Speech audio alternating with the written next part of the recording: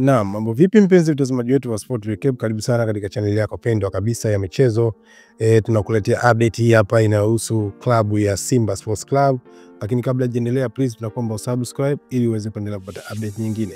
Katika kile kinachoonekana kuwa sehemu ya mageuzi makubwa ndani ya klabu ya Simba Sports Club kuelekea msimu ujao wa ligi kuu na mashindano ya kimataifa, uongozi wa klabu hiyo umefikia uamuzi mgumu wa kuachana na mmoja wa wachezaji waliokuwa wakitegemewa katika safu ya kiungo mkabaji. Nyota huyu ambaye jina lake limehifadhiwa kwa sasa, lakini ni mchezaji wa kimataifa kutoka Nigeria. Alisajiliwa kwa matumaini makubwa, lakini ameshindwa kuendana na kasi ya timu, maana anaonekana kabisa haendani na mwenendo ama falsafa ya timu inayohitaji.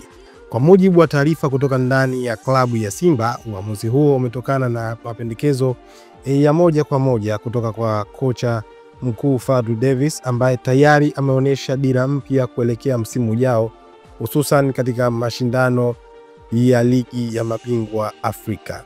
Fadlu Davis, ambaye anaheshimika kwa sasa kuwa na mikakati ya kisasa kimichezo, amewasilisha rasmi ripoti ya tathmini ya kikosi kwa uongozi wa Simba, na kipaumbele chake kikubwa kwa sasa ni kusajili kiungo mkabaji wa kimataifa mwenye uwezo wa kiufundi, uthabiti wa kiakili na uzoefu wa mashindano ya kimataifa.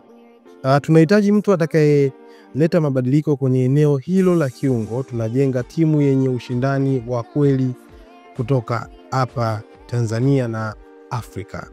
Kwa maana hiyo, Simba inajiandaa kuingia katika soko kusaka mchezaji wa kiwango cha juu ambaye ataweza kujibu ama kutibu changamoto ya mashindano ya klabu bingwa Afrika ambayo yana ushindani mkubwa kutoka kwa vigogo wa soka barani Afrika kama timu kama Al Ahly, Wydad Casablanca na nyinginezo.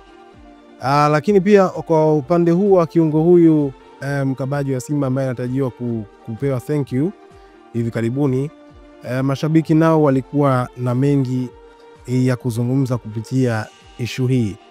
Hapa tutakuwa na comment tofauti za mashabiki, lakini hii inasema kwamba ni maamuzi magumu, lakini ndio msingi wa maendeleo. Hatuwezi kuendelea na wachezaji wa mazoea, lazima tubadilike. Huyu mwingine anasema Simba tunajipanga kwa makombe, si mapambano. Wanaochoka watapumzishwa. Huyu anasema asante kwa muda wako, lakini mpira ni ushindani. Tunaomba klabu isajili mtu mwenye roho ya ushindi. Simba inaonekana kuwa na malengo makubwa zaidi msimu ujao, si tu kushinda ligi ya NBC bali pia kufanya makubwa kwenye anga la michezo kutoka ndani ya nchi pamoja na nje ya nchi ya Tanzania. Kwa msingi huo, kila idara ya kikosi inapitia mabadiliko makubwa na hakuna nafasi ya mapungufu.